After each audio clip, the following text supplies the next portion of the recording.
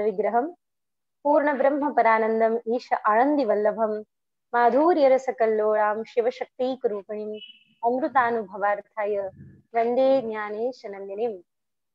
कथा आपल्या जीवनामध्ये आणि त्यामध्ये हे विशेष सिरीज सातत्याने आपल्या पुढे आपल्या आपल्या क्षेत्रातले दिग्गज मंडळी, सन्मानित मंडळी, विशेष रूपाने या अगोदर आपण ज्या ठिकाणी विश्राम केला, मराठीमध्ये विश्राम केला असं म्हणता येईल, माईन कडून, म्हणजे जे आपल्या कर्तृत्वाला जगतात पण आहे आणि आपल्या अभ्यासाने, आपल्या कर्तृत्वाने, आपल्या दातृत्वाने एक पद प्राप्त केलं म्हणण्यापेक्षा सगळ्यांच्या हृदयामध्ये खूप सुंदर स्थान प्राप्त केलेले असे अनेक अतिथी मंडळींना तुम्ही ऐकलं.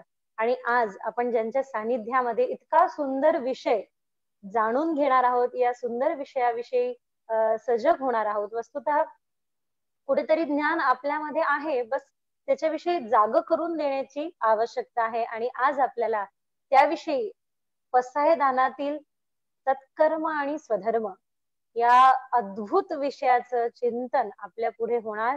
आपणही आपल्या पद्धतीने या होणाऱ्या चर्चा सत्रामध्ये सहभाग नोंदवू शकता. ऐकत असताना काही प्रश्न उद्भवत असेल तर विचारू शकता, या ठिकाणी लिहू शकता. पण तत्पूर्वी मी ज्यांच्या सानिध्यात या विषयाकडे आपण बघणार आहोत त्यांच्याविषयी थोडस जाणून घेऊया. स्वाभाविकच असं म्हटलं तरी चालेल, आमच्या परिसरातील ते एक अद्भुत रत्न आहेत आणि आपल्या पद्धतीने युवा वर्गांसाठी सगळ्यात मोठं प्रेरणास्थान आहे. कितीतरी युवकांना त्यांच्या माध्यमातून वास्तविक अध्यात्मामध्ये रुची निर्माण झाली आहे. वस्तुतः आपल्याला आता अध्यात्माची परिभाषा जी आहे ती आणि वास्तविक अध्यात्माची परिभाषा बऱ्याचदा त्यांनी त्यांच्या टॉक मधून, त्यांच्या प्रवचनांमधून, त्यांच्या व्याख्यानांमधून प्रगट केलेली आहे. ते म्हणजे सध्या आपल्यासोबत आहे माननीय पंकजदादा गावडे. आपल्याला प्रणाम करते. नमस्कार. रामकृष्ण हरी. रामकृष्ण हरी. आध्यात्मिक, सामाजिक आणि मी फक्त मोटिवेशनल म्हणणार नाही, कारण मोटिवेशन एका टाइम लिमिट पुरतं मर्यादित असतं. इन्स्पिरेशन, आपल्या आतून त्या आध्यात्मिक चेतनेला जागा करण्याचं क्षमता असलेले ते म्हणजे पंकजदादा आहेत. त्यानंतर 11 वर्षे झाले कॉर्पोरेट क्षेत्रामध्ये कार्य चाललं आहे. कॉर्पोरेट क्षेत्रामध्ये कार्य चालू असताना त्यांनी अनेक ट्रेनिंग प्रोग्राम कंडक्ट केलेले आहे.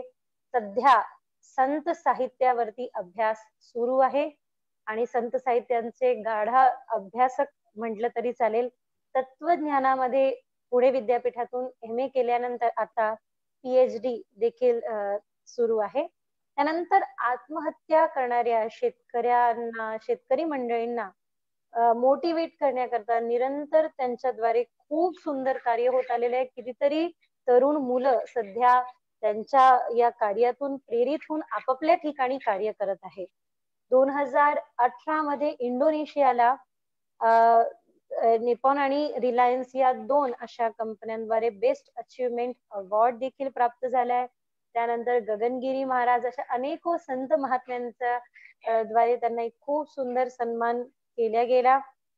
यानंतर 7 देशात आंतरराष्ट्रीय कॉन्फरन्स मध्ये दादांचा सहभाग राहिला आहे. विशेष रूपाने मला पण सार्थक वाटतंय अशा व्यक्तिमत्वाबरोबर चर्चा करत असताना. विषय इतका सुंदर आहे. आम्ही ज्या वेळेला चिंतन चाललं होतं आणि दादांनी प्रामुख्याने सांगितलं की सध्या आपण या विषयावरती चर्चा करूया, कारण मला पण असं वाटतं बऱ्याचदा दादा की आपण हरिपाठ ऐकतो, वाचतो, बालपणापासून वाचत आलोय, पण किती वाचला त्याचबरोबर महत्वाचं आहे किती जगला. म्हणजे मी कायमच म्हणत असते कथेमध्ये पण की आपण कथेमध्ये किती बसलो यापेक्षा महत्वाचं आहे किती कथा आपल्यामध्ये बसली.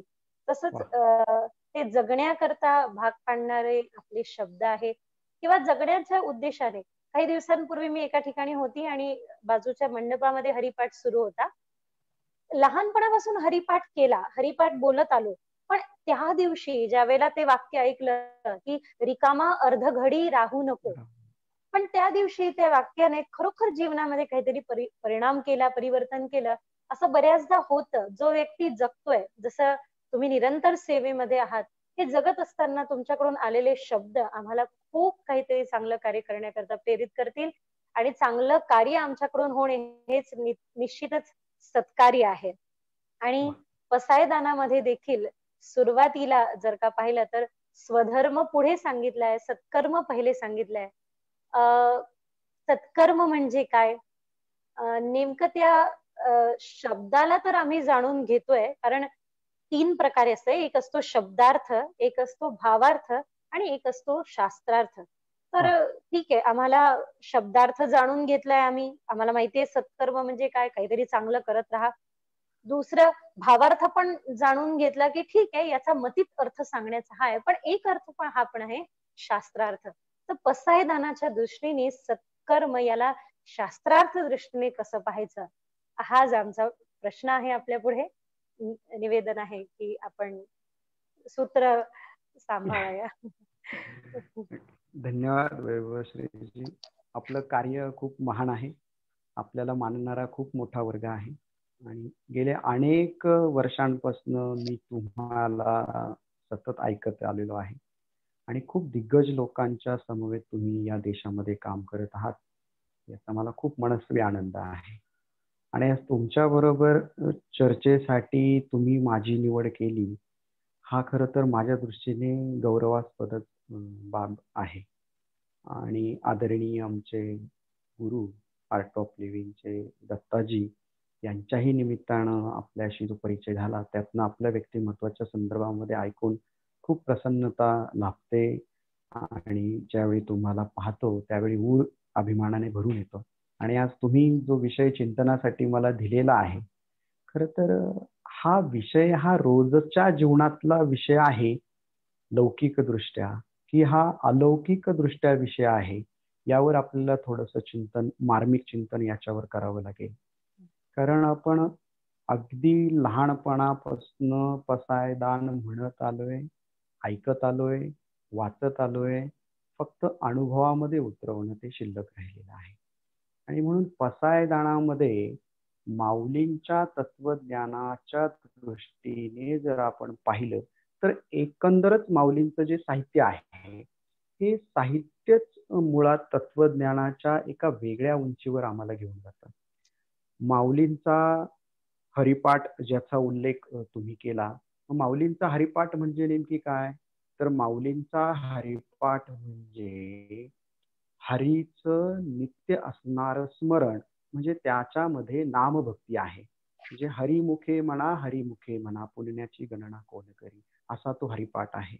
तसा चांगदेव 65 हे माऊलींचं तत्वज्ञान आहे. ज्या 65 ओव्या आहेत त्या ओव्या म्हणजे साक्षात आत्मज्ञानाचं दर्शन आहे, अशा त्या ओव्या आहेत. माऊलींच्या ज्ञानेश्वरीकडे आपण ज्यावेळी पाहतो त्यावेळी माऊलींची ज्ञानेश्वरी म्हणजे, मी नेहमी सांगत असतो की माऊलींची ज्ञानेश्वरी म्हणजे ज्ञानाच्या माध्यमातून ईश्वराचं दर्शन घ्यावं ती ज्ञानेश्वरी, आणि पुन्हा ती सांगणारा ईश्वरी अवतार म्हणजे ज्ञानेश्वर, अशी ती ज्ञानेश्वरी. आणि पुन्हा आम्ही येतो माऊलींच्या अनुभव अमृताकडे, ज्याला वैकुंठवासी परमपूज्य गुरुवर्य मामासाहेब दांडेकर अमृता अनुभव असं म्हणतात. मग अमृता अनुभव म्हणजे माऊलींना आलेल्या आत्मतत्वाचा अनुभव माऊलींनी अमृता अनुभवामध्ये संपूर्णतः आमच्या पुढे मांडलेला आहे. मग माऊलींच्या या सगळ्या तत्वज्ञानाकडे जर आपण पाहिलं तर हे तत्वज्ञान म्हणजे गुह्य ज्ञान माऊलींनी प्रगट केलेलं आहे. हे गुह्य ज्ञान प्रगट केलं याचा अर्थ ते अलौकिक तत्वज्ञान आहे. लौकिक अर्थाने जीवन जगणाऱ्या तुमच्या आमच्या सारख्या जीवांना मोक्षापर्यंत नेण्याचं महान कार्य जर प्रथम या महाराष्ट्रामध्ये कोणी केलं असेल, या देशामध्ये कोणी केलं असेल, या विश्वामध्ये कोणी केलं असेल, तर ते ज्ञानोबारायांनी केलेलं आहे. आणि म्हणून ज्ञानोबारायांच्या संदर्भामध्ये मामासाहेब दांडेकर प्लेटो आणि ज्ञानोबा यांची तुलना करताना असं म्हणतात की प्लेटो हा प्रचितीवादी होता, तर माऊली म्हणजे ज्ञानोबाराय हे आत्मानुभवी संत होते. मग आत्मानुभवी संतांची जी भाषा आहे ही भाषा देखील आत्मज्ञानाचं द्योतक आहे असं मला वाटतं. आणि म्हणून ह्या सगळ्या ज्ञानेश्वरीच्या शेवटी हा वाकयज्ञ पूर्ण झाल्यानंतर माऊलींनी पसायदान मागितलं. हे पसायदान म्हणजे ह्या खऱ्या अर्थानं विश्वशांतीची प्रार्थना आहे असं आपण बऱ्याच वेळा म्हणतो, ऐकतो. परंतु त्याचा अर्थ नीट आम्ही समजावून घेतलेला नाही. संपूर्ण पसायदानाच्या प्रत्येक शब्दामध्ये इतका प्रचंड अर्थ सामावलेला आहे की मला वाटतं ती तत्वज्ञानाची परिभाषा ठरेल. परंतु आज आपण हे दोन शब्द फक्त चिंतनासाठी घेतलेले आहेत, जे आजच्या कालखंडाला खूप लागू होतील. ज्याच्यामध्ये माऊली पसायदानाची सुरुवात करताना म्हणतात, आता विश्वात्मके देवे येणे वागयज्ञ तोषावे, तोषोनी मज द्यावे पसायदाने. म्हणजे त्या विश्वात्मक देवाकडे ते प्रार्थना करतायत की माझा हा सगळा वागयज्ञ आता तुमच्या चरणी समर्पित केलेला आहे. तोषोनी म्हणजे प्रसन्न होऊन मला पसायदान प्रसाद द्या. हा प्रसाद काय मागितला, तर तो प्रसाद मागताना देखील माऊलींनी मोठी गंमत केलेली आहे. म्हणजे आपण भगवद्गीतेचं ज्यावेळी चिंतन करतो किंवा भगवान परमात्मा श्रीकृष्णांच्या संदर्भामध्ये ज्यावेळी बोलतो त्यावेळी आणि माऊलींच्या चिंतनाकडे पाहण्याचा दृष्टिकोन हा इथे थोडासा मला निराळा वाटतो.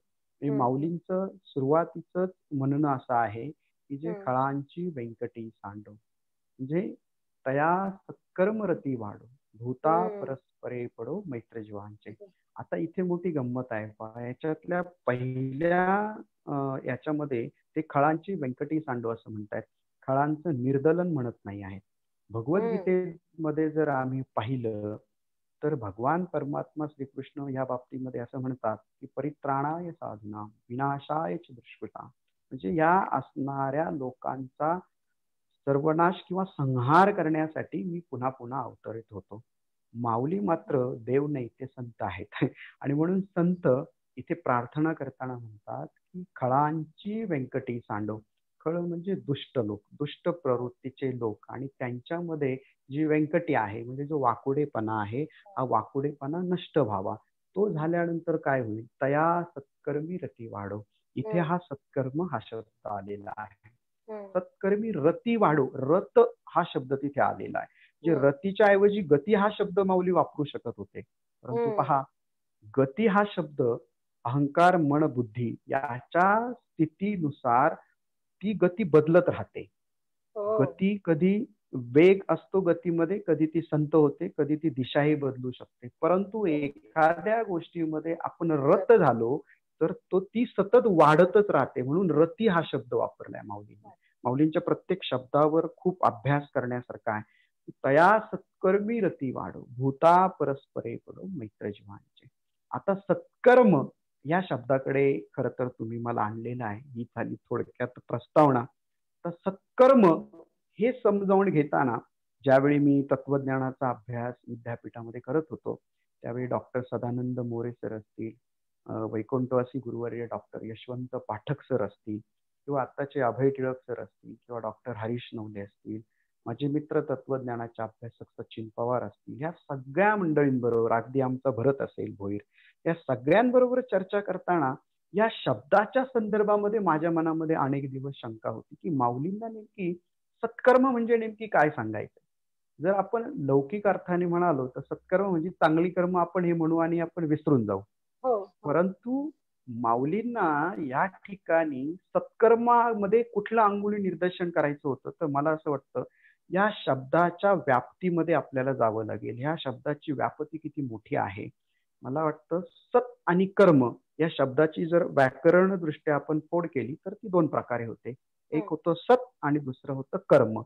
मग आता आपल्याला सुरुवातीला सत जोपर्यंत समजणार नाही तोपर्यंत सतच्या प्रती असणार कर्मही आपल्या लक्षात येणार नाही. म्हणजे सत आपल्याला समजावून घ्यावं लागेल. मग हे सत समजावून घेताना आपल्याला आपल्या दर्शनशास्त्रांकडे यावं लागेल. मग आपण जी नेहमी म्हणतो षडदर्शन, आपण ज्याला नेहमी म्हटलं जातं, मग हिंदू धर्माची कुठली 6 दर्शनं आहेत जी अस्तिक मानलेली आहेत. अस्तिक म्हणजे ज्यांना वेद प्रामाण्य आहे, आणि जे वेद प्रामाण्य मानत नाही ती नास्तिक दर्शन.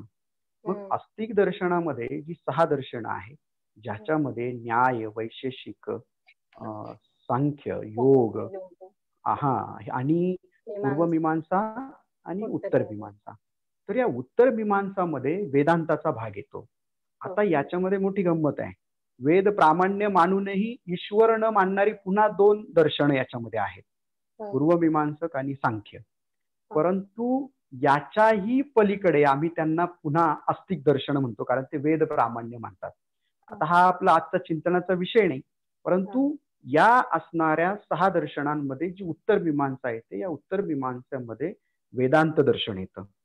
आणि वेदांत दर्शन मला वाटतं आपल्या हिंदू धर्माचा एक पाया आहे, ज्याला आपण वेदांत दर्शन म्हणजे वेदांच्या अंती जे उपनिषद आहे, जी ब्रह्मसूत्र आहेत, त्यांचा सगळा सार वेदांच्या उगमापाशी जाऊन तपासून घ्यायचा असतो. म्हणजे या असणाऱ्या वेदांतामध्ये आम्ही ज्या वेदांताला मानलं किंवा ज्या वेदांतापासून आमच्या माऊलींच्या तत्वज्ञानापर्यंत आम्ही धावतो या सगळ्या शोधाच्या निमित्तानं, त्या वेदांताला शंकराचार्यांनी कैवल्याद्वैत असं म्हटलेलं आहे. हा शंकराचार्यांचा कैवल्याद्वैत म्हणजेच काय, तर अद्वैत सिद्धांत, जो आपल्या वारकऱ्यांना आपल्या भागवत धर्मामध्ये माऊलींच्या असणाऱ्या ज्ञानयाचा जो संपूर्ण सार पुढे कुणी केला तर एका म्हणजे ज्ञानाचा एकनाथ महाराजांनी भागवतामध्ये अद्वैत सिद्धांत विस्तृत रूपाने मांडलेला आहे. हा अद्वैत सिद्धांत सुरुवातीला शंकराचार्यांनी मांडला. आता ही आमची एक प्रस्थानत्रयी आहे. वेद, उपनिषद आणि भगवद्गीता ही आमची प्रस्थानत्रयी आहे. या प्रस्थानत्रयीमध्ये भगवद्गीता येते आणि भगवद्गीतेवर असणार माऊलींचं चिंतन म्हणजे ज्ञानेश्वरी आहे. म्हणजे 700 श्लोक आणि 18 अध्याय याच्यावर 9000 ओव्यांचा ग्रंथ जो निर्माण झाला, भावार्थ दीपिका, ज्याला आम्ही ज्ञानेश्वरी असं म्हणतो, या ज्ञानेश्वरीच्या अंती पसायदान येतं, म्हणून आपल्याला थोडी पार्श्वभूमी पाहावी लागली. मग हा असणाऱ्या दर्शनामध्ये हा सत नेमकी कुठे आहे, जो सत आपल्याला शोधावा लागेल.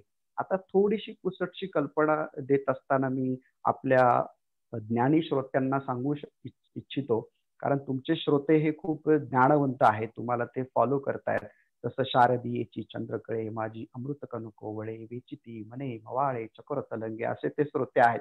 म्हणून त्यांच्या पुढे बोलत असताना थोडी पार्श्वभूमी आपल्याला अशी पाहावी लागेल की शंकराचार्यांनंतरही काही आचार्य निर्माण झाले, ज्यांनी प्रस्थानत्रयीवर भाष्य केलं. म्हणजे जे प्रस्थानत्रयीवर भाष्य करतात त्यांना आचार्य म्हणायचं. हल्ली काय झाले, आम्ही कुणालाही आचार्य ही पदवी देऊन टाकतो. खरं तर प्रस्थानत्रयीवर भाष्य करणारे ते आचार्य असतात. मग शंकराचार्यांच्या कैवल्याद्वैत म्हणजे अद्वैत सिद्धांताच्या नंतर रामानुजाचार्यांनी विशिष्टाद्वैत मांडलेला आहे. त्यांच्या सिद्धांताला विशिष्टाद्वैत म्हणतात. त्याच्यानंतर आलेले मध्वाचार्य, त्यांच्या सिद्धांताला द्वैतवाद म्हणतात. वाद म्हणजे इजम. वल्लभाचार्यांच्या मध्वाचार्यानंतर वल्लभाचार्य आले. वल्लभाचार्यांच्या इझमला आपण ह्या ठिकाणी शुद्धाद्वैत म्हणतो. आणि निंबकाचार्यांचा जो इझम आहे तो द्वैताद्वैत आहे. म्हणजे एका बाजूला अद्वैत, विशिष्टाद्वैत, द्वैत, शुद्धाद्वैत आणि द्वैताद्वैत हा अखंड प्रवास माऊलींकडे येतो. त्यावेळी माऊलींच्या तत्वज्ञानाला वैकुंठवासी परमपूज्य गुरुवर्य मामासाहेब दांडेकर उर्फ सोनपंत दांडेकर म्हणतात. माऊलींचं तत्वज्ञान म्हणजे पूर्णाद्वैत आहे. म्हणजे त्यांच्या तत्वज्ञानाला पूर्णावाद म्हटलेला आहे. म्हणजे अखंड या जीवसृष्टीमध्ये त्याचा अंश आहे. कुणाचा अंश आहे? त्या सत्ता. मग आम्ही सिद्धांतामध्ये ज्यावेळी वेदांतामध्ये पाहतो तर ते छंदोक्य असेल, तैतरी उपनिषद असेल किंवा मुंडक उपनिषद असेल, या सगळ्यांच्या सारामध्ये जे ब्रह्म आहे त्या ब्रह्माला सत म्हटलेलं आहे किंवा त्या ब्रह्माचं स्वरूप सच्चिदानंद देखील मानलेलं आहे. म्हणजे माऊलींचं एका ठिकाणी प्रमाण आहे, आयुष्याच्या या साधने सच्चिदानंद पदवी घे. म्हणजे सच्चिदानंद म्हणजे काय? सच्चित आनंद. आता सच्चित आनंद आम्ही ज्यावेळी म्हणतो त्यावेळी देकार्थ हा वेस्टर्न फिलॉसॉफर आहे, त्याची मीची एक व्याख्या आहे. मी आहे असं तो सिद्ध करण्यासाठी त्याची फिलॉसॉफी मांडतो. आमच्या वेदांची फिलॉसॉफी मी साठी नाही आहे. मी मधला अहंकार गळून गेल्यानंतर जे आहे पण राहतं ते आहे पण म्हणजे सत आहे.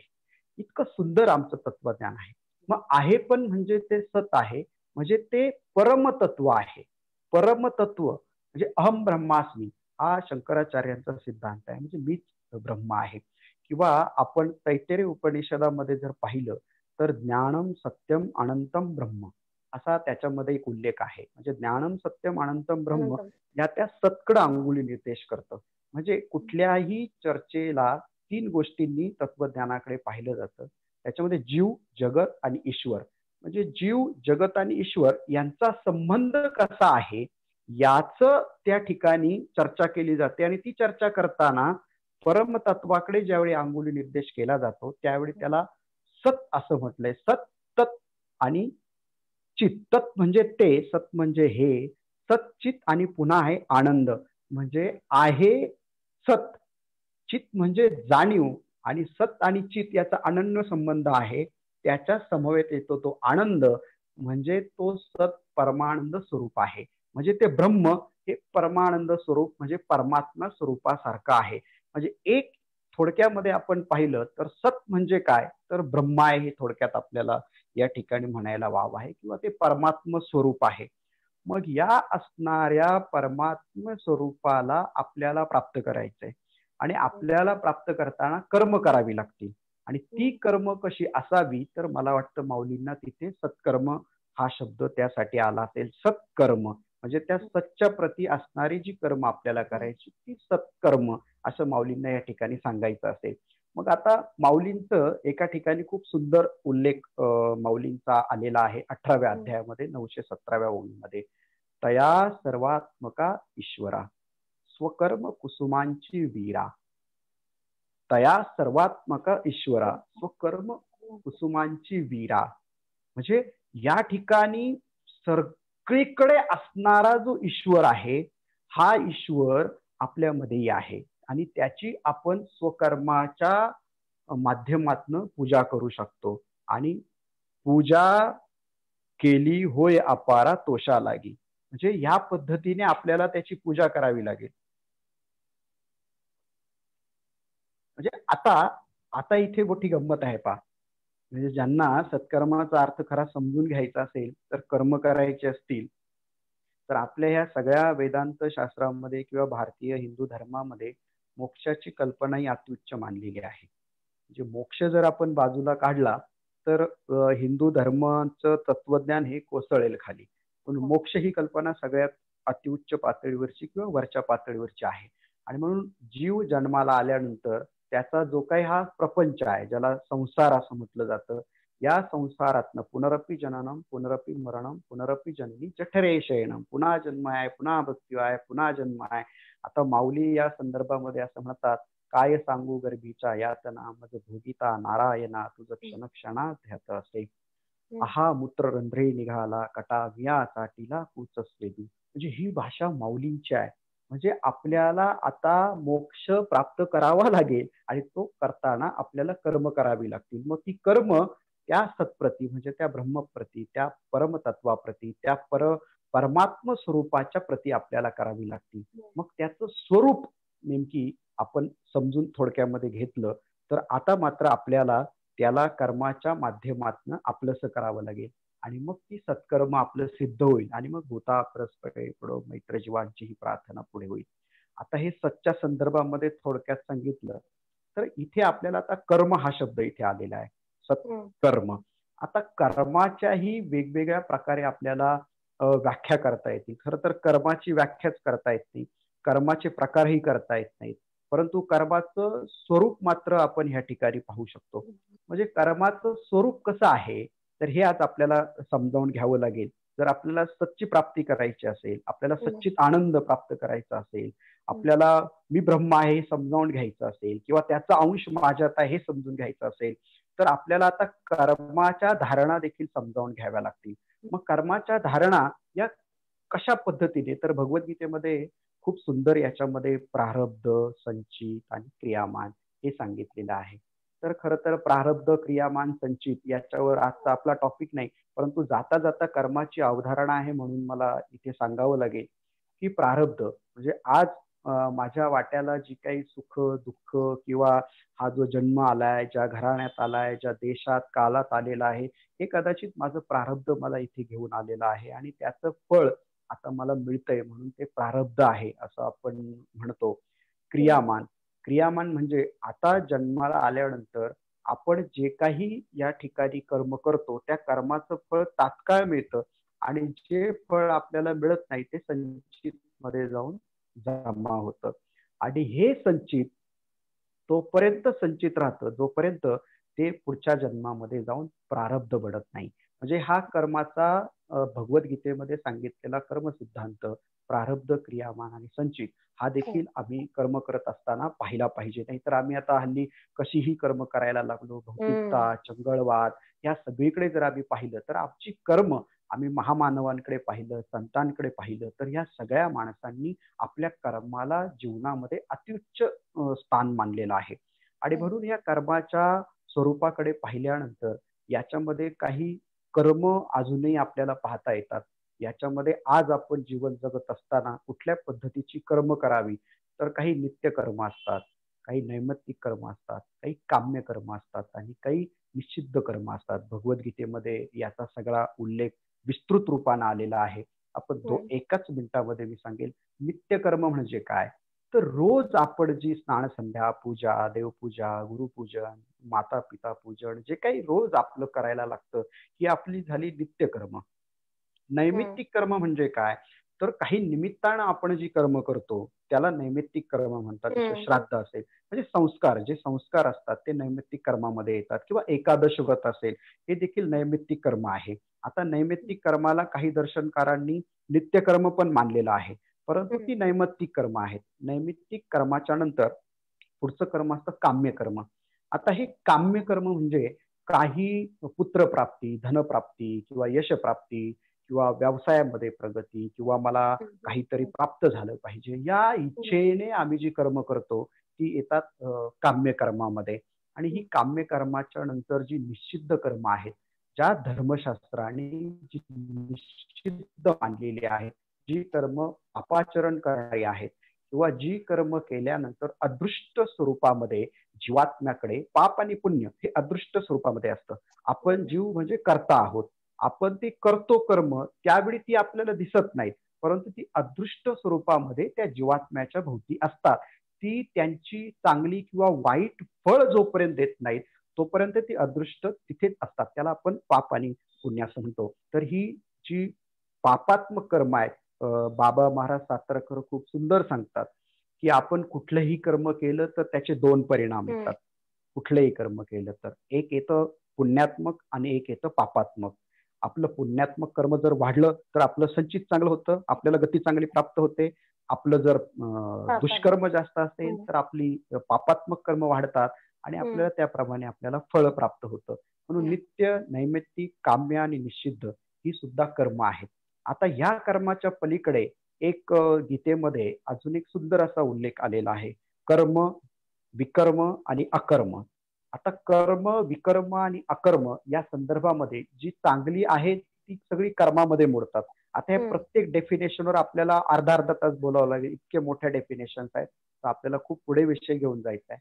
विकर्म, विकर्म म्हणजे कुठली, तर ती मगाशी निषिद्ध कर्मामध्ये जी येतात दुष्टकर्म किंवा ती दूषित कर्म, ती सगळी विकर्मामध्ये मोडली जातात. आणि अकर्म, आता अकर्म हा विषय तुमच्या मुख अरविंदात मी नेहमी ऐकतो की प्रवृत्तीकडनं निवृत्तीकडे, तर तो अकर्मामध्ये हा प्रकार मोडतो. अकर्म म्हणजे याच्यामध्ये उपनिषदांमध्ये याचं असं सुंदर वर्णन केलेलं आहे, शंकराचार्यांनी याचं वर्णन केलेलं आहे की कर्म करत असताना अकर्माची अनुभूती घेणं आणि अकर्मामध्ये कर्म करणं म्हणजे अकर्म. इतका सुंदर त्या ठिकाणी उल्लेख आलेला आहे.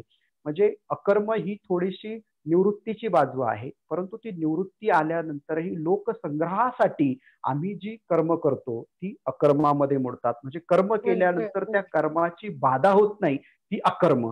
हा एक प्रकार आपल्याला पाहायला मिळतो. दुसरा आपल्याला प्रेयस, श्रेयस आणि निश्रेयस ही देखील कर्म आपल्याला आपण नेहमी ऐकत आलेलो आहोत. या संदर्भामध्ये देखील प्रेयस म्हणजे काय, तर जे आपल्याला नेहमी प्रिय वाटतात कर्म. म्हणजे मी एक पुस्तक लिहितो, या पुस्तकामध्ये माझं एक वाक्य आहे की सुख प्राप्त करण्याच्या प्रेरणा ह्या आमच्या अंतर्मनामध्ये जन्म घेतात.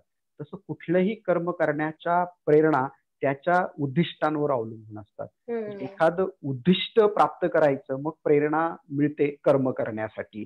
मग ते उद्दिष्ट काय आहे या संदर्भात वेगळं चिंतन करावं लागेल.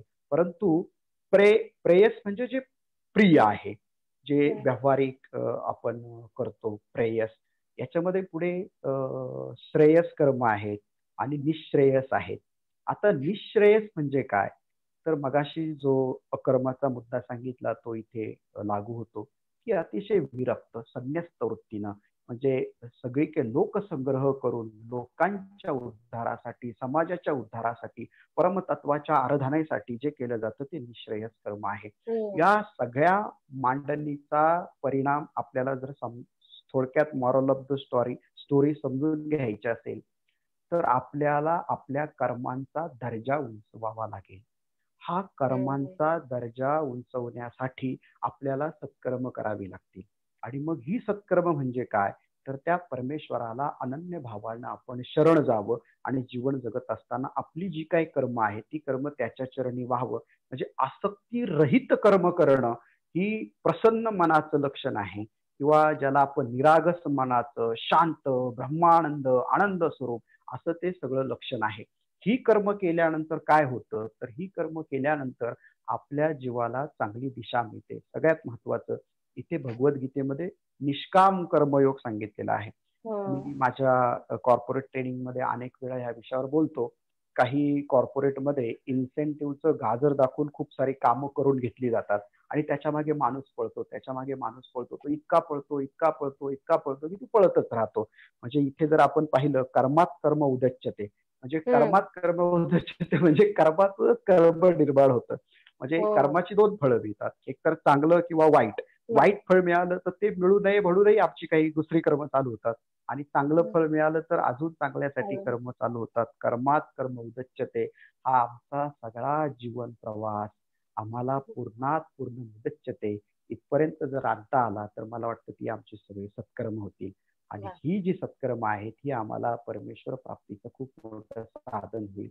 म्हणून माऊलींनी तया सत्कर्मी रती वाढो हे सांगून काय केलंय, तर मला असं वाटतं माऊलींनी जो काही कर्मवाद आहे या कर्मवादाला भक्तीच्या दैवी गुणसंपत्तीवर उभं करून कर्मवाद ज्ञान योगामध्ये परिणित केला, आणि ज्ञान योगात परिणित केलेला हा कर्मवाद आमच्या जीवाला दिशा प्राप्त करून देईल. आणि चराचरामध्ये भरलेलं जे तत्व आहे, म्हणजे त्यांच्यामध्ये माऊलीचं एक खूप सुंदर म्हणणं आहे की आता पै माझेनी एक अंशे हे जग व्यापिले असे, या लागी भेदू सांडुली सरीसे साम्य भज. म्हणजे आता ह्या सगळ्या सृष्टीमध्ये मीच आहे आणि आता तू सगळा भेद बाजूला करून मला प्राप्त कर. जो मज होय अनन्य शरण, त्याचे निवारी मी जन्म मरण, या लागी शरणागता शरण्य मीची एकू.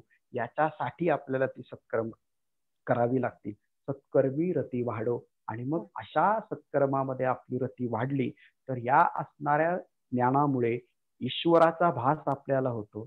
ईश्वराचा भास म्हणजे या संपूर्ण विश्वामध्ये ईश्वर आहे याची दृढ श्रद्धा अंतकरणामध्ये निर्माण झाल्यानंतर अंतरंगामध्ये आनंद निर्माण होतो. आणि हाच आनंद, हेच प्रेम, हीच करुणा, हीच श्रद्धा, हीच भक्ती आम्हाला आमचं परमतत्व प्राप्त करून देते. म्हणून आता सत्कर्मी रती वाढो इकडे आम्हाला लक्ष द्यावं लागेल की आम्हाला प्रत्येक कर्म करताना त्याला साक्षी ठेवून कर्म करावं लागेल, कारण तो आमच्या आतमध्ये आहे. तो कसा आहे, तर त्याचं स्वरूपही भगवद्गीतेमध्ये सांगितलेलं आहे. न जायते म्रियते वा कदाचित् नाही भूत्वा भविता वा न भूयः अजो नित्य शाश्वतोयम पुराण हन्यते हन्यमाने शरीर. म्हणजे हे शरीर नष्ट जरी झालं तरी त्याचं अस्तित्व आहे, फक्त त्याच्यावर काही संस्कार होतात आणि ते संस्कार घेऊन तो जन्माला आलेला असतो. म्हणजे आपण आता स्वधर्मामध्ये हा विषय येईलच, त्यावेळी आपण याच्यावर नक्कीच बोलू, परंतु तो आपल्या आतमध्ये आहे. आणि सगळी कर्म अनन्य भावानं त्याला आपण तया अहम वाचा चित्तांग देवोनिया शरण रीग महोदधी का गांग रिगाले जायचे, अशा पद्धतीनं आपण त्याला शरण आलो पाहिजे. लिंग का प्रतिमा दिठी देखत खेव अंकिष्टी लोटीचे का काठी पडली जैसी. म्हणजे माऊलींनी अद्भुत पद्धतीनं इथे आम्हाला आमच्या कर्म करण्याच्या पद्धती सांगितलेल्या आहेत. म्हणजे भक्तियुक्त अंतकरणानं, श्रद्धायुक्त अंतकरणानं आम्ही ती कर्म केली पाहिजे. कायिक, वाचिक, मानसिक अशा अनेक भाग कर्मामध्ये आहेत. यज्ञार्थ कर्म आहे. ही सगळी कर्म ही कर्माच्या सगळ्या साधनांचा वापर करून आमचं साध्य सत म्हणजे ते ब्रह्म प्राप्त करणं याच्यासाठी आहे. आणि ते आमच्या आतमध्ये आहे ते सापडवण्यासाठी आम्हाला आता आमची रती सत्कर्मामध्ये वाढवावी लागेल. जर आमची रती सत्कर्मामध्ये वाढली नाही तर चिंता, रोग, क्षय, आमचं असणारी अवनती ही आमची ठरलेली आहे. मग स्ट्रेस आला, मग वेगवेगळे आजार आले, हे सगळे का? तर आमच्या प्रत्येक कर्माला काहीतरी काहीतरी अपेक्षा असते, लोभ असतो आणि जे चित्त अहंकारानं, लोभानं, मदानं, मत्सरानं, द्वेषानं भरलेलं असतं तिथे सत कधीच अवतरू शकत नाही. म्हणून ती कर्म करताना निरामय अवस्थेमध्ये, निरागस अवस्थेमध्ये, प्रेमानंद स्वरूपामध्ये, कारुण्यामध्ये दृढ श्रद्धेनं आम्हाला करावी लागतील. आणि ती केल्यानंतर कुठली अवस्था प्राप्त होते तर माऊली खूप सुंदर सांगतात. अनुभव अमृतामध्ये माऊलींचा दाखला आहे. आणि पूर्ण अहंता वेठलो सिंग आम्हीच दाटलो मा लोपलो ना प्रगटलो पुन्हा होऊनी. इतकं सुंदर वर्णन अनुभव अमृतामध्ये माऊलींनी केलेलं आहे. म्हणजे आपण प्रत्येक जण जर सत्कर्मी झालो तर आपल्या प्रत्येकाला लक्षात येईल की जीव, जगत आणि ईश्वर याच्यामध्ये एक असा संबंध आहे आणि त्या संबंधाची परिणिती काय तर माझा मोक्ष. मग मोक्ष मोक्ष म्हणजे काय? आता याचे वेगवेगळे काय म्हणतात, मेल्यानंतर मोक्ष आमच्या काय कामाचा, परंतु जिवंत असतानाही मोक्ष प्राप्ती करू शकतो हे देखील संतांनी त्यांच्या जीवनातून दाखवून दिलेलं आहे. म्हणजे आता याच्यामध्ये विस्तृत जर वर्णन करायचं झालं तर प्राचार्य शिवाजीराव भोसलेंचं विस्तृत वर्णन आहे, ते जास्त मी सांगत नाही. परंतु जे.पी. दादा वासवानी असतील, विनोबा भावे असतील, महात्मा गांधीजी असतील, हे सगळे सत्कर्मी होते. आणि हे सत्कर्मी असणारी माणसं असं म्हणतात की जिवंत असतानाही मोक्ष प्राप्त होऊ शकतो. तुकाराम महाराजांचं उदाहरण इथे किती मोठं आहे. म्हणजे तुकाराम महाराजांना देखील हे सगळं माहिती होतं आणि म्हणूनच या ठिकाणी आपण वेदांचा तो अर्थ इतरांशी ठावा, एरांनी वाहवा भार माथा असं तुकाराम महाराज म्हणून गेलेले आहेत. कारण तुकाराम महाराजांनी आपला मृत्यू आपण पाहिलाय आणि तो अनुपम्य सोहळा तो अनुभवलाय. हे का का झालं असेल तर मोक्षाची अवस्था जिवंतपणेच अनुभवली सत्कर्माच्या माध्यमातून. निश्चितच हो, संतांनी या स्थितीला आपल्याला ऐकत असताना असं जाणवत आहे, निश्चितच संतांनी या स्थितीला जीवन मुक्ती म्हटलंय. कारण कबीर पण एका ठिकाणी म्हणतात की जीते भेटिये राम सो मोये मिले न राम, पारस माटी का खा पारस माटी पा गया फिर सोना क्या काम. याने म्हणजे की ज्यावेळेला हे शरीर मातीमध्ये मिळून जाईल मग कितीही पारसाचा स्पर्श झाला तरी काय उपयोग ना. म्हणून जिथे मिली राम सो मोये मिले. इतकं सुंदर कर्मचिंतन आपल्याकडून श्रवण करत असताना काही गोष्टी क्लिअर होत होत्या. म्हणजे सातत्याने भगवद्गीतेचं कधी ना कधी चिंतन होत राहतं. त्यामुळे एक चिंतन अगदी कालच्याच विषयामध्ये, आता सायंकाळची वेळ आहे, दुपारच्या वेळेमध्ये आम्ही भगवद्गीता चिंतन करतो, अन्य वेळेमध्ये असे सत्र चालू राहतात. त्या दरम्यान एक विषय असा आला होता की निष्काम कर्म. आता जसं आपण सांगितलं की ते प्रत्येक कर्म भगवत चरणी समर्पित व्हावं, अप्रत्यक्षपणे हा निष्कामी कर्मयोगाकडे आपला वाटचाल आहे. म्हणजे थोडक्यात काय तर शंकराचार्य जसं सांगतात की आपण कर्मापासून वाचू शकत नाही. निमिष हे जे पापणीचे उघडझाप आहे याला पण कर्म म्हटलंय. आम्ही एक सहज सातत्याने म्हणत असतो की चलना हमारी विवशता है. कर्मापासून तर आपण वाचूच शकत नाही, कर्म तर करावेच लागेल. मग चालणं जर का आपली विवशता आहे तर काय हरकत भगवंतापर्यंत चालायला. जर बघणं आमची विवशता आहे की आम्हाला पाहावंच लागेल, पर्याय नाही, मग काय हरकत सुंदर ते ध्यान उभे विटेवरी पाहायला. जर ऐकणं आमची विवशता आहे तर काय हरकत सत्कर्माचेच बोल श्रवण करायला. जर बोलणं आमची विवशता आहे तर काय हरकत सत्कर्म आणि सत प्रवृत्तीने बोलायला. तर निश्चितच तुम्ही हे बोलत असताना ते जाणवत होतो की हे सत्कर्म म्हणजे काही वेगळी क्रिया नाहीये. प्रत्येक क्रियेला ब्रह्माबरोबर जोडणे, बस एवढंच आहे. त्या परमतत्वाबरोबर जोडणे, त्या सत्य स्वरूपाबरोबर जोडणे. आणि एका ठिकाणी म्हणजे त्या सत्याचं जे स्वरूप मांडलंय श्रीमद भागवतानी ते असं मांडलंय, सत्यम परम धीमही. म्हणजे मी गुरुजींकडून बऱ्याचदा ऐकलंय की सत्य म्हणजे काय. सत्य म्हणजे काय तर फक्त हा वर्तमान क्षण म्हटलं सत्य तरी चालेल. भूतकाळ निघून गेला माहिती नाही, भविष्य काय येणार आहे कुठल्या प्रकारचं असेल माहिती नाही, पण हा जो वर्तमान आहे हा सत्य आहे. कारण तुम्ही, मी, ऐकणारा पूर्ण वर्ग याचा साक्षी आहे. आणि या वर्तमानामध्येच त्या परमेश्वराचं ब्रह्मतत्व आहे. कारण ते कृष्णाष्टकम पण सांगतं ना की दिने दिने नवम नवम नमामि नंद संभवम. म्हणजे एक महात्मा आहे, ब्रजवासी आहे, त्यांना सहज कोणीतरी विचारलं की तुमचं आयु काय, तुमचं वय काय, तर ते म्हणे की माझी आयु तीच आहे जी कृष्णाची आहे, मी पण 5000 वर्ष जुना आहे. फरक फक्त एवढा आहे की मायेमुळे, स्वार्थामुळे आणि कर्मामध्ये आलेल्या स्वार्थामुळे मी दिवस दिवस जीर्ण होत गेलो आणि तो ब्रह्माशी जुळत गेला, म्हणून दिवस दिवस तो नवीन नवीन होत गेला, दिने दिने नवम नवम होत गेला. तर निश्चितच हे कर्म ज्या प्रकारे तुम्ही सत्कर्माला आमच्या पुढे मांडलं, ते आम्हाला दिवसादिवस नवीन नवीन करत जात जाईल आणि अधिकाधिक आम्ही त्याविषयी जाणून घेत राहू. आपण दिलेला हा सुंदर मार्ग आम्हाला आज लक्षात आला. तुकोबांनी थोडस प्रॅक्टिकली याच्यामध्ये असं सांगितलंय की कर्म करत असताना वैयक्तिक आणि सामाजिक दृष्ट्या याला नीतिशास्त्राचं अधिष्ठान आहे. म्हणजे कर्माला नीतीचं अधिष्ठान असल्याशिवाय ती कर्म चांगली होऊ शकत नाही. परंतु कधी कधी नीतीचं अधिष्ठान प्राप्त होत नाही किंवा नीती म्हणजे काय हेच कळत नाही. त्यावेळी सर्वसामान्य जीवांसाठी तुकोबा असं म्हणतात की पापाची वासना नको दाऊ डोळा, त्याहुनी आंधळा बराच. निंदेचे श्रवण नको माझे कानी, बधिर करुनी ठेवे देवा. अपवित्र वाणी नको माझ्या मुखा, त्याहुनी मुका बराच मी. नको मज कधी परस्त्री संगती, जनातुनी माती उठता भली. तुका म्हणे मज अवघ्याचा कंटाळा, तू एक गोपाळा आवडीची. इतकं सुंदर तुकाराम महाराजांनी वर्णन. आणि ह्या अभंगामधूनच त्यांनी आपली कर्म कशी असावी, आपण कसं वागावं, हे खरं तर ते ज्ञानोबा असतील, तुकोबा असतील, नाथबाबा असतील, सावताबाबा असतील, गाडगेबाबा असतील, बंकाबाबा असतील, जनाई असेल, ही सगळे मला वाटतं समाजशास्त्रज्ञच होते, ते सोशल सायंटिस्ट होते. म्हणून समाज कसा असावा, समाजाची प्रगती कशामध्ये आहे, आनंद कशामध्ये आहे, हे सगळं असणार अमूर्त तत्वज्ञान मूर्त स्वरूपामध्ये, निर्गुण परमात्मा सगुण स्वरूपामध्ये आमच्या पुढे मांडण्याचं काम या सगळ्या संतांनी केलं.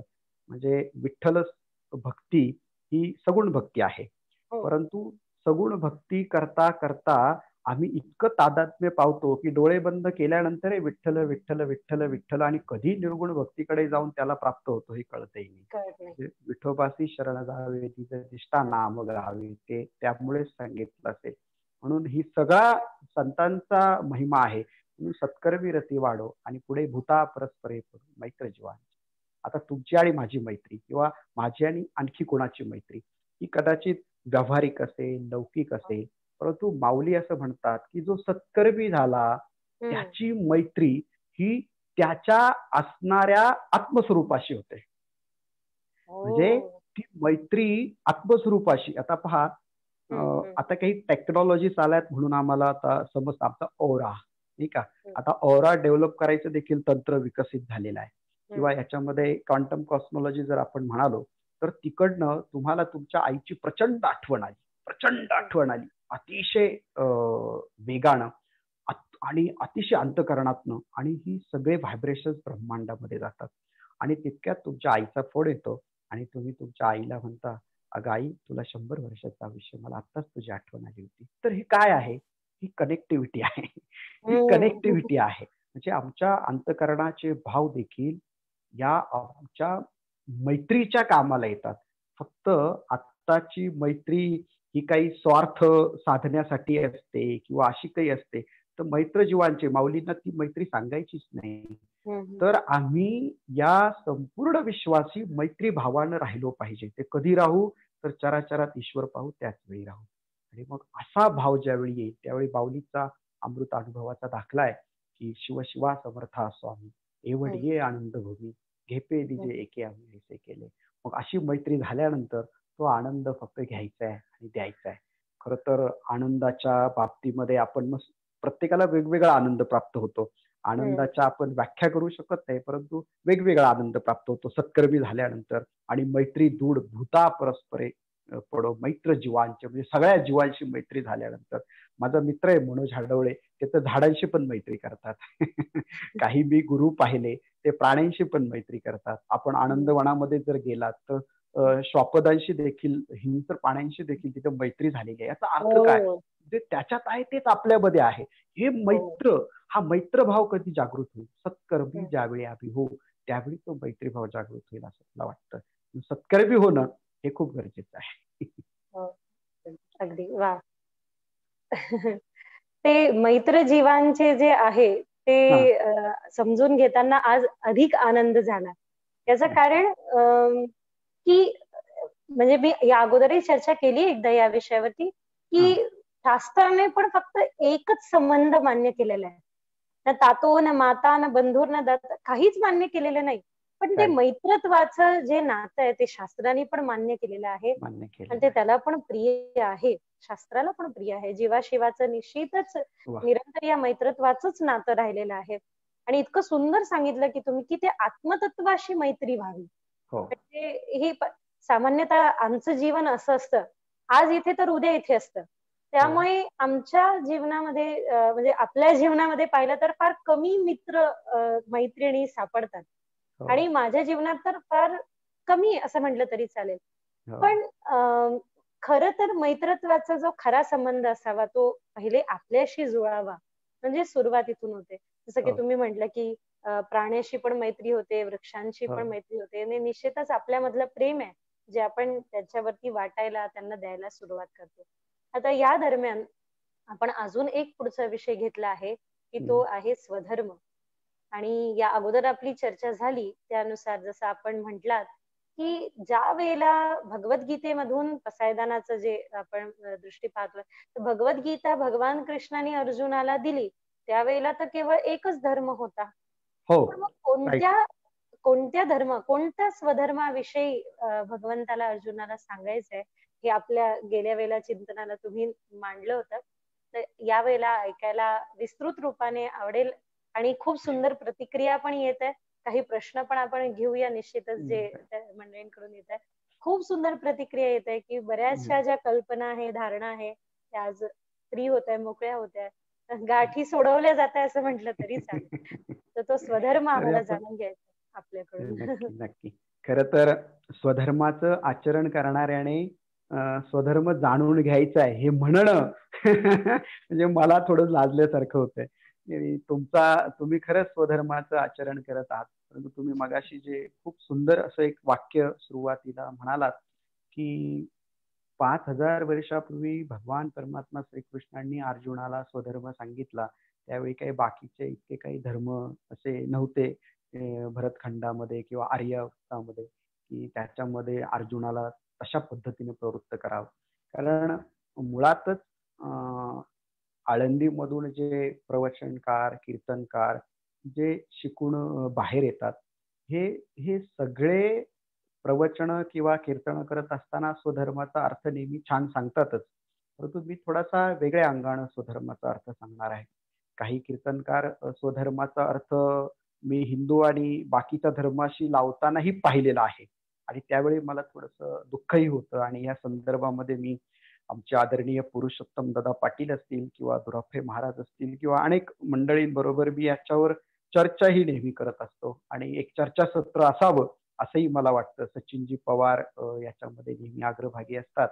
म्हणून मला नेहमी असं वाटतं की स्वधर्म आम्हाला आमचा समजायलाच हवा. मग तो स्वधर्म समजत असताना इथे आपण एक गोष्ट लक्षात घेतली पाहिजे की स्वधर्माची कल्पना कुठे आली तर ती भगवद्गीतेमध्ये.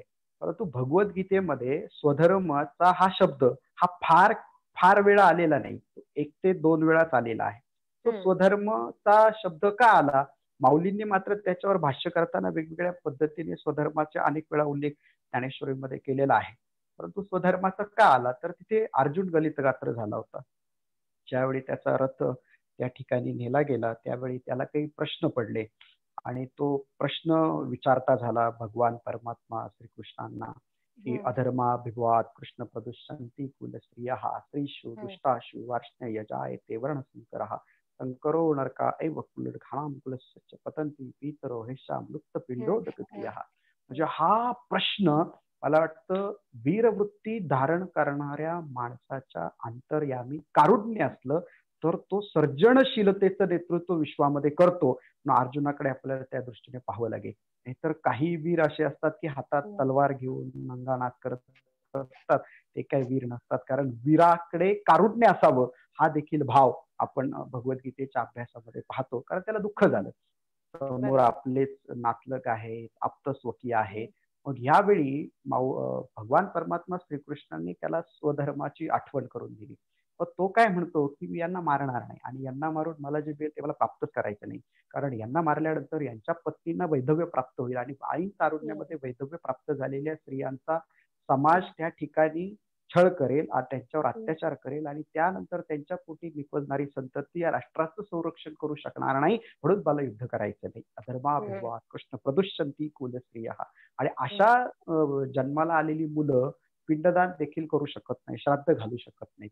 म्हणजे हा एक मोठा प्रश्न सामाजिक दृष्ट्या जर आपण, वैदिक दृष्ट्या तर आहेच आहे, परंतु सामाजिक दृष्ट्या जरी पाहिला तरी वीरवृत्ती धारण केलेल्या अर्जुनाच्या मनामध्ये निर्माण झालेल्या प्रश्नांना उत्तर देत असताना स्वधर्माचा उदय झाला. ही झाली पार्श्वभूमी. मग इथे भगवान परमात्मा श्रीकृष्ण त्यांना सांगतात अर्जुनाला, अरे पार्था, तू इथे कुणाला मारायला आला, इथे कोण मरणार आहे? यथा विहाय नवानि गृह्णाति नरोपराणि तथा शेदान विहाय ज्ञानी संयाति नवानि. हे सगळं तत्वज्ञानैनं चिंतन्ति शस्त्राणि दहति पावकान् चैनं क्लेदयन्ता पूर्ण शोषयति मारुता. हे सगळं तत्वज्ञान त्या ठिकाणी सांगत असताना मग मात्र त्याला स्वधर्माची जाणीव करून देत असताना ते असं म्हणतात की स्वधर्मे निधनम श्रेय परधर्मो भयावहा. याचं एक सुंदर वर्णन माऊली महावैष्णव संत श्रेष्ठ ज्ञानेश्वर महाराज ज्ञानेश्वरीमध्ये असं करतात की अगाहा स्वधर्म जो आपुला जरी का कठीण जाहला तरी हाची अनुष्ठिला भला देखील. खूप सुंदर वर्णन याच्यामध्ये आलेलं आहे. स्वधर्म जरी कठीण असला, अगाहा स्वधर्म आपला जरी का कठीण जाहला तरी हाची अनुष्ठीला भला देखे. म्हणजे स्वधर्म हा आचरण्यासाठीच प्रिय आहे. स्वधर्माचं आचरण न करता परधर्माचं आचरण करणं हे भयावह आहे, नव्हे नव्हे ते मृत्यू समान आहे. म्हणून स्वधर्माच्या संदर्भामधली कल्पना आपण समजावून घेतली पाहिजे. आता ही कल्पना समजावून घेताना मी ते दोन उदाहरणं देईल लौकिक दृष्ट्या. एक देईल छत्रपती संभाजी महाराजांचं आणि एक देईल नेताजी पालकरांचं.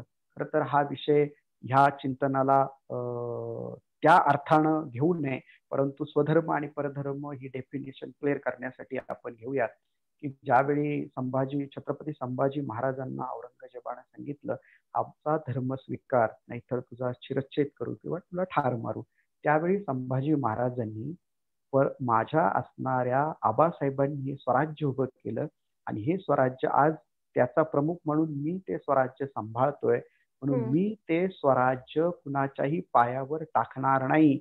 आणि मी जर असं केलं तर माझ्यावर विश्वास ठेवणारे माझे मागचे अनुयायी यांचं देखील अधपतन होईल. यद्यदाचरति श्रेष्ठस्य तत्तदेवोत्तरजनः प्रमाणम कृते लोकस्त दुर्वर्तते. म्हणजे स्वधर्माचं आचरण करत असताना ज्येष्ठ श्रेष्ठ मंडळींनी किंवा कुणीही स्वधर्म मुळात टाकूनच देऊ नये. जो स्वधर्म टाकतो त्याचं तर नुकसान होतच, परंतु त्याच्यावर विश्वास ठेवणाऱ्या, त्याच्यावर अवलंबून असणाऱ्या किंवा त्याच्या मार्गावर जाणाऱ्या लोकांचं देखील अधपतन होतं. हेच वडील जे जे करीती तया नाम धर्म ठेविती तेच एरा अनुष्ठिती सामान्य सकळ. म्हणजे सर्वसामान्य माणसांनी तो धर्म म्हणून स्वीकारून त्याचं आचरण करावं, असा स्वधर्म आम्ही नेहमी जिवंत ठेवावा. म्हणून संभाजी महाराजांनी मरण पत्करलं, परंतु संभाजी महाराजांनी परधर्म स्वीकारला नाही. परंतु इथे संभाजी महाराजांचा स्वधर्म कुठला होता, तर इथे संभाजी महाराजांचा स्वधर्म हा राजधर्म होता. कारण ते राजा होते, म्हणून त्या राजाला त्याच पद्धतीनं वागणं होतं. किल्ल्यांच्या चाव्या देणं, ती सगळी संपत्ती देणं, त्या लोकांना त्यांच्यावर अनन्यत अत्याचार होईल किंवा नंतरच्या ज्या चुकीच्या घटना ह्या होऊ नये, मग मी मरण पत्करेल परंतु तुला शरण जाणार नाही. म्हणून त्या राजधर्माचं त्यांनी पालन केलं. दुसरा आहे नेताजी पालकर. नेताजी पालकरांना ज्यावेळी पकडलं गेलं आणि पकडलं गेल्यानंतर नेताजी पालकरांनी सांगितलं की इस्लामचा स्वीकार करा, त्यावेळी नेताजी पालकरांनी स्वीकार केला.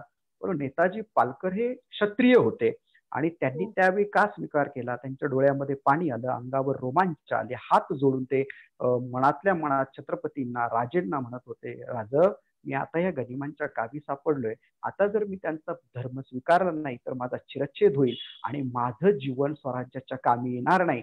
म्हणून तत्कालिक परिस्थितीमध्ये तात्पुरता तो धर्म स्वीकारला आणि ज्यावेळी त्यांना संधी मिळाली त्यावेळी पुन्हा ते छत्रपती शिवाजी महाराजांकडे आले आणि त्यांना पुन्हा हिंदू धर्मात घेतलं गेलं आणि स्वराज्याच्या कामी ते आले. हा त्यांचा झाला शास्त्र धर्म. म्हणजे एका बाजूला आहे राजधर्म, एका बाजूला एक शास्त्र धर्म. परंतु याच्याही पलीकडे मला स्वभाव धर्म सांगायचा आहे, जो आपण अर्जुनाचा चर्चा करतो. आपल्या प्रत्येकाचा एक स्वभाव धर्म असतो, तुमचा, माझा, सगळ्या जीवांचा एक स्वभावाचा धर्मच असतो.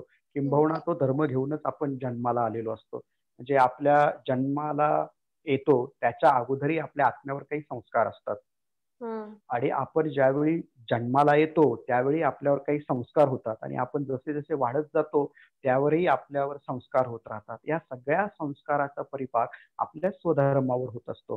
परंतु मी नेहमी सांगत असतो, एखादं बी असतं, हे खडकावर जरी पडलं आणि ते खडकात मुरलं तरी देखील ते खडक फोडून त्याचा वृक्ष होतो.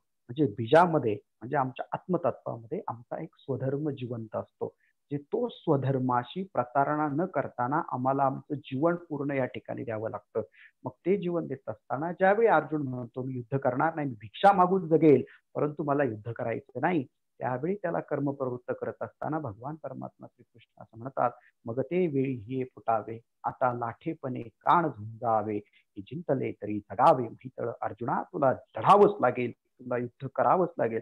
कारण अर्जुन जर त्यावेळी माघार घेतो तर त्याचा क्षत्रिय धर्माच्या विपरीत त्याचं वर्तन होतं. म्हणजे स्वधर्माशी विपरीत वर्तन करणाऱ्या माणसाला लांछन प्राप्त झालं असतं आणि त्याच्या बाजूने जे 7 औक्षहिणी सैन्य होतं त्यांचंही त्या ठिकाणी नुकसान झालं असतं, त्यांच्यावर अत्याचार झाले असते आणि या ठिकाणी जे राज्य आहे हे कौरवांचं राज्य आलं असतं आणि इथून अधर्माला सुरुवात झाली असती. म्हणून अधर्माच्या नाशासाठी तुला तुझा स्वधर्म जपावा लागेल आणि स्वधर्मानं तुला उभं राहावं लागेल आणि युद्ध करावं लागेल.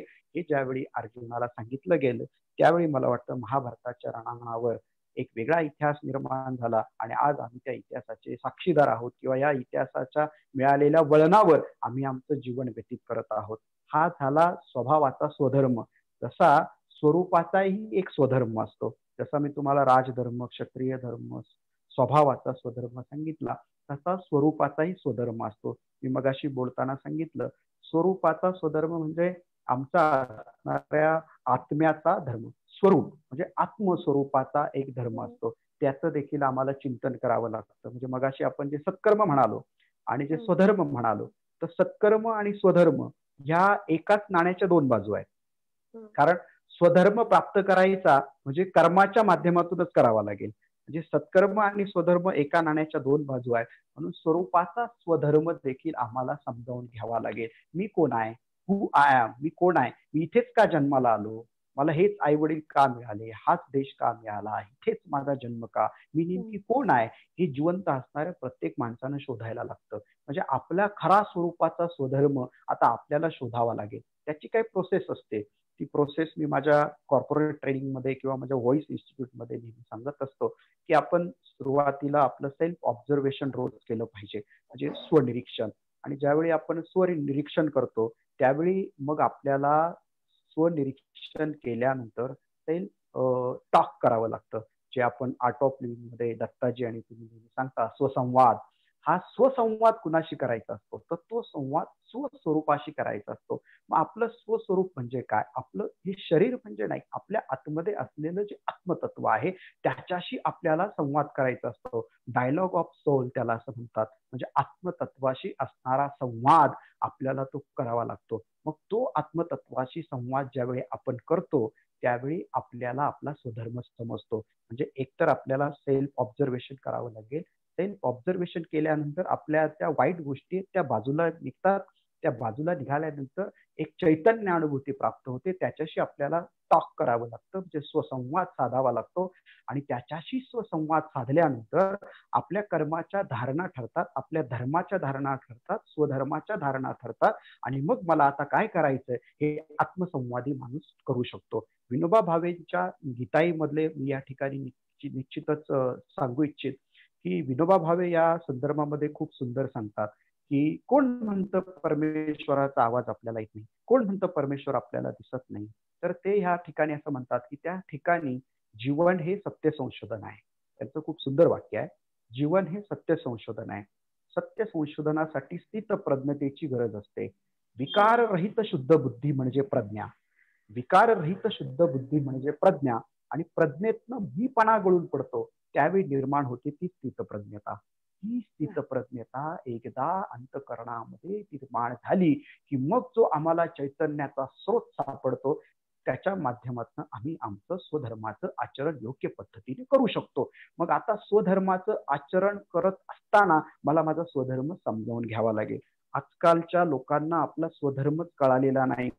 त्याच्यामुळे कदाचित बऱ्याच लोकांना त्याच्यामुळे कदाचित आता स्ट्रेस वाढलेला आहे, ताणतणाव वाढलेला आहे, किंवा परिस्थितीशी मुकाबला करण्याचं, संघर्ष करण्याचं उत्तरदायित्व हे माझं आहे हेच त्याच्या लक्षात येत नाही. आत्मशक्तीमध्ये इतकी प्रचंड शक्ती आहे, इतकं प्रचंड ताकद आहे, फक्त तो धर्म माझा मला समजून घ्यावा लागेल. आणि म्हणून मी मगाशी म्हणालो हू आय एम, आम्हाला आमचं समजून घ्यावं लागेल. तर याच्यामध्ये विनोबा भावेंचा मगाशी उल्लेख केला, तर आम्ही एखादी वाईट गोष्ट ज्यावेळी करतो त्यावेळी आतून आवाज येतो, आतून आवाज येतो, अरे हे वाईट आहे, तू हे करू नकोस.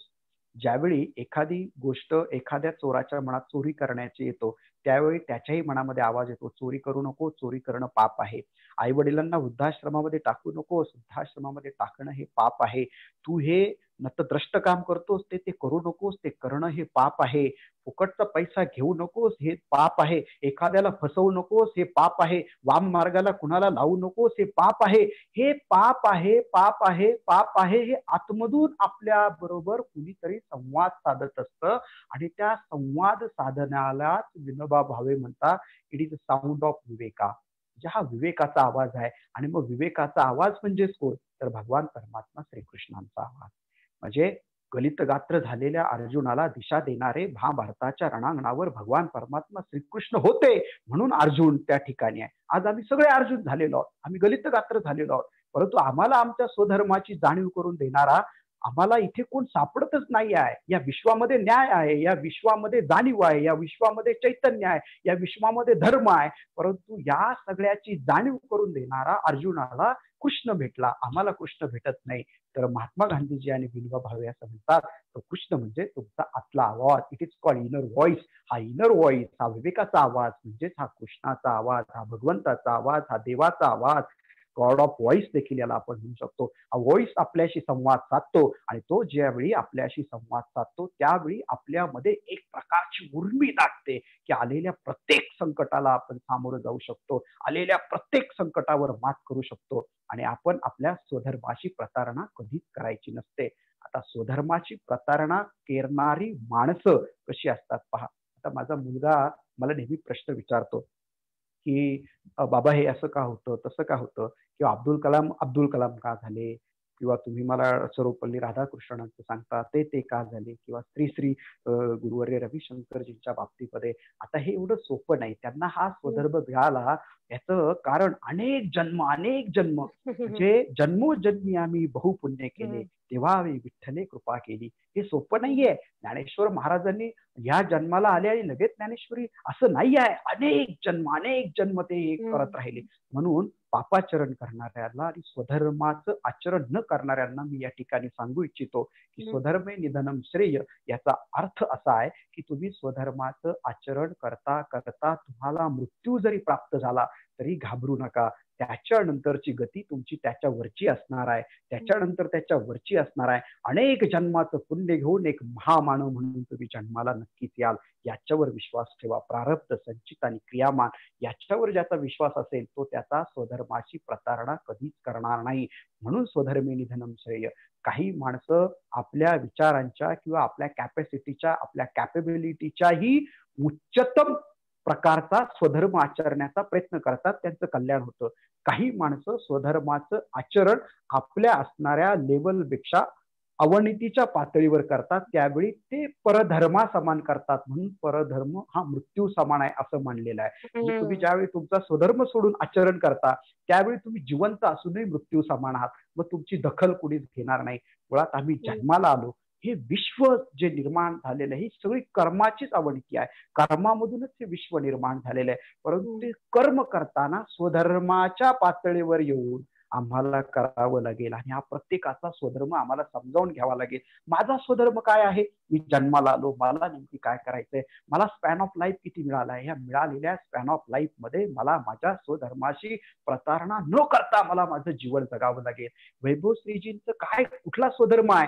तर त्यांना ह्या संपूर्ण दशदिशांमध्ये, विश्वामध्ये, भरतखंडामध्ये भागवत धर्माचा प्रसार करणं असेल, अध्यात्माचा प्रसार करणं असेल, योगाचा प्रसार करणं असेल, या सगळ्या माध्यमातून ते त्यांचं काम करतात. हे त्यांचं स्वधर्म आहे. मग ह्या स्वधर्माचं आचरण करताना कधी अपयश येईल, कधी त्रास होईल, कधी संघर्ष करावा लागेल, कधी अपमान पचवावा लागेल.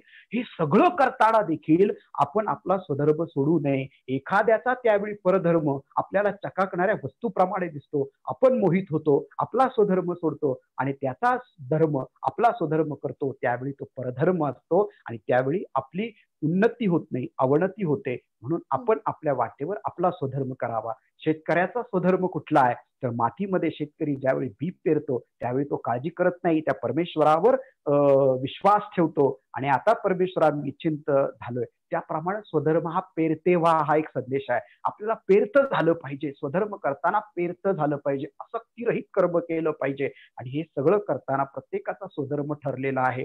या स्वधर्माची प्रतारणा करू नका. फक्त तो स्वधर्म ओळखायला शिका. माझा स्वधर्म नेमकी काय? अर्जुन ओळखायला विसरला म्हणून त्याला आठवण करणारा भगवान होता. आता तुम्हाला तुमचा स्वधर्म जर शोधायचा असेल तर सद्गुरूंच्या सानिध्यामध्ये जा, वैभव श्रीजी सारख्या अनेकांच्या सानिध्यामध्ये जा, आपला स्वधर्म समजावून घ्या आणि मंथोणी नवनीता तैसे घ्या अनंता वाया व्यर्थ कथा सांगणे मार्ग, म्हणजे मंथून घ्या. आणि मग तुमचा स्वधर्म एकदा तुमच्या लक्षात आला की त्या स्वधर्माचं आचरण मृत्यूच्या शेवटच्या टोकापर्यंत करा. तुमची नक्कीच गती योग्य मार्गाने झाल्याशिवाय राहणार नाही आणि जगाच्या वाट्याला तुम्ही आल्याशिवाय राहणार नाही. म्हणून हा स्वधर्म खूप महत्वाचा आहे असं मला वाटतं. म्हणून वारकऱ्याचा देखील माझा स्वधर्म आहे.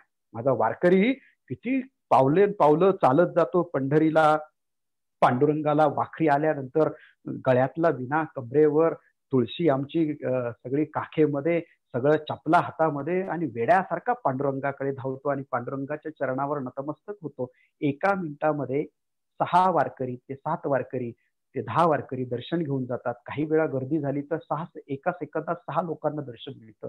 त्या सेकंदाच्या त्या भागामध्ये तो वारकरी सांगतो, विठ्ठला पांडुरंगा तुझ्या वारीला आलो, जगलो वाचलो तर पुढच्या वर्षी नक्की येईल. ही असीम श्रद्धा, ही असीम भाव हा वारकऱ्यांचा आहे. म्हणून हे जे वारकरी आहेत त्यांचा स्वधर्म काय?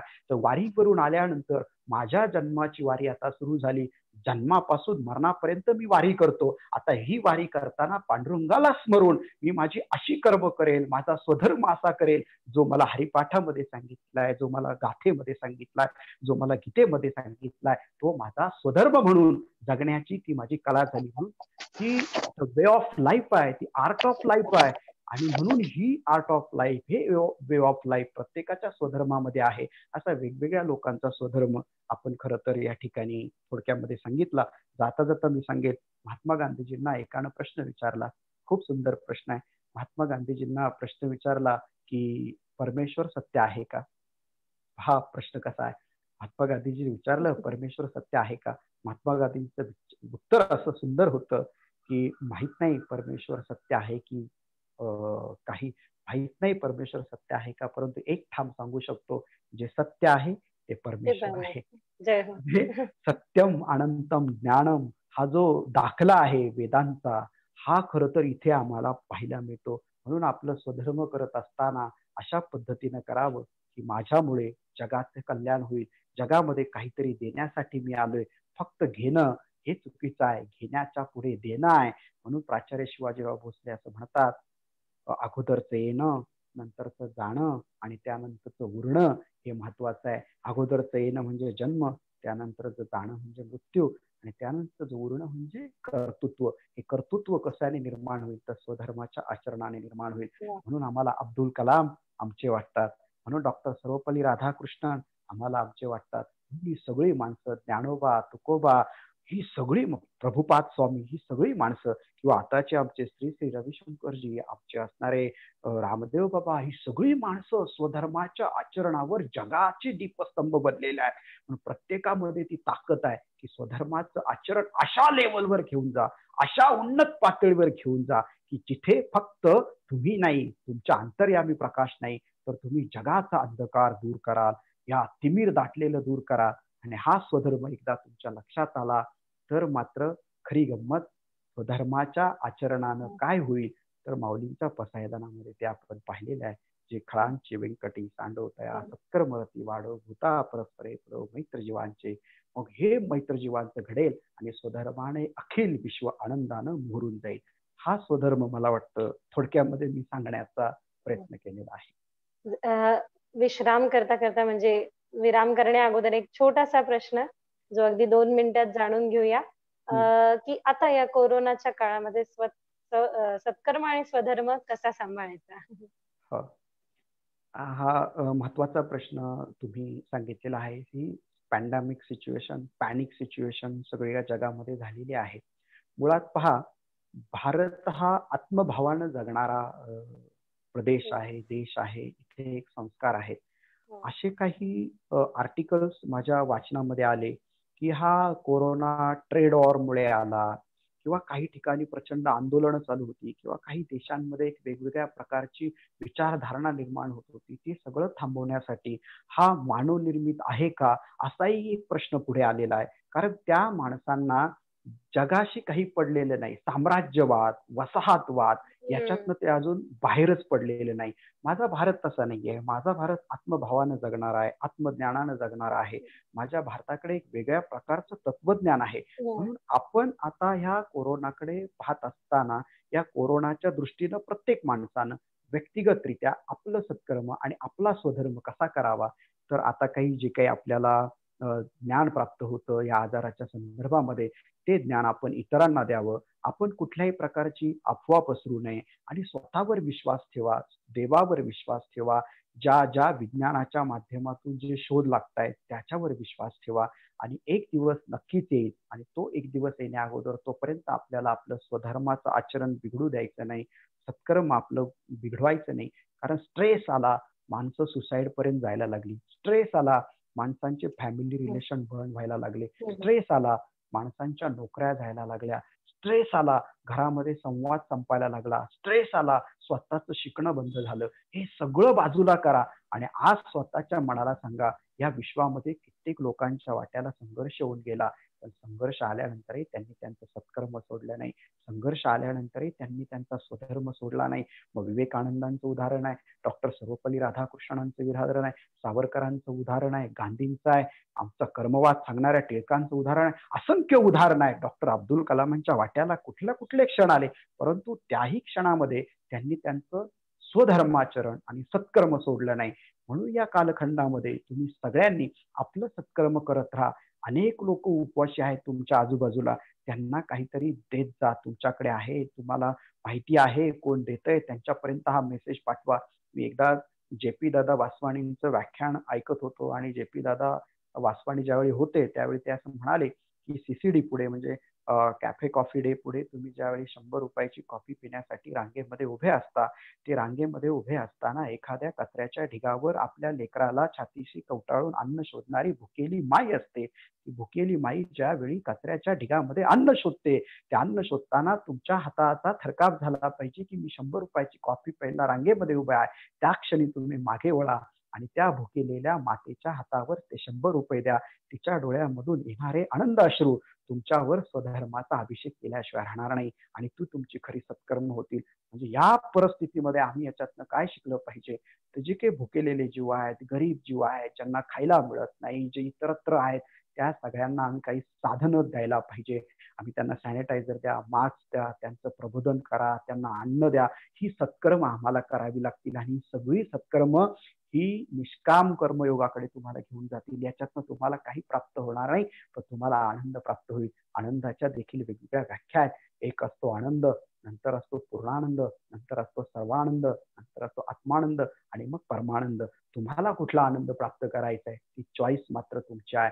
हा आनंद प्राप्ती करण्यासाठी चांगली सत्कर्म करा आणि स्वधर्माशी प्रतारणा करू नका. तुमच्यामध्ये काय आहे, काय दडलेलं आहे, कशासाठी तुमचा जन्म झालेला आहे, जरा तुम्ही स्वतःचे विचार मंथून घ्या.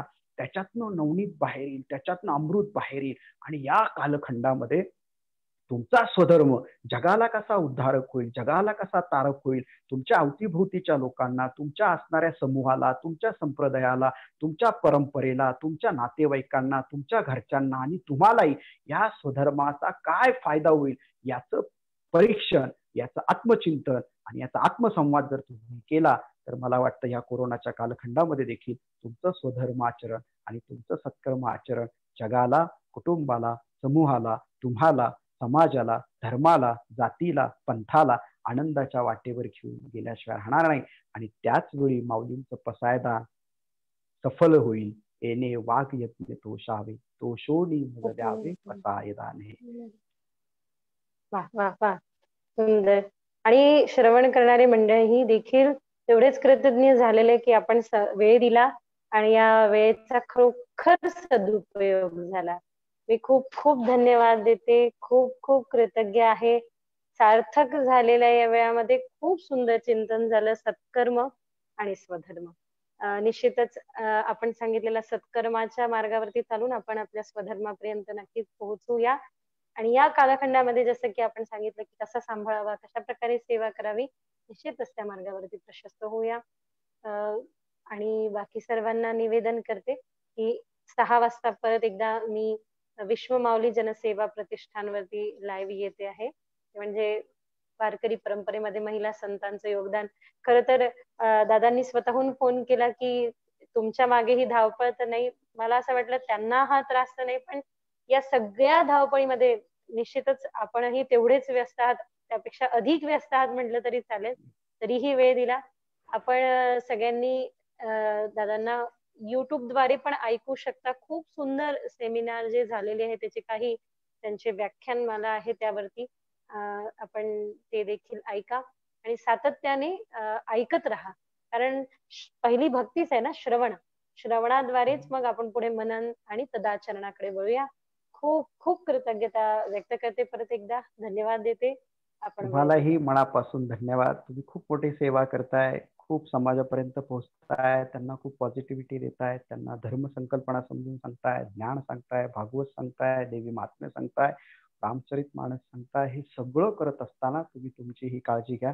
समाजाला तुमची प्रचंड गरज आहे आणि तुमच्यापर्यंत पोहोचण्यासाठी माझे आर्ट ऑफ लिव्हिंगचे गुरु आदरणीय आमचे दत्ताजी यांनाही मी विनम्रतापूर्वक नमस्कार करतो. तुम्हालाही विनम्रतापूर्वक नमस्कार करतो आणि या परमेश्वराला इतकंच म्हणेल, माझ्या गीतात वेडे दुःख संतांची भिनावे, वाळल्या वेलीस माझ्या अमृताची फुल यावे, मी तुक्याच्या लोचनांनी गांजल्यांसाठी रडावे, चोख गभारात मला वाटून घ्यावे, ह्या विना काही नको रे एवढे दे पांडुरंगा, पांडुरंगा ह्या विना काहीच नको देऊ.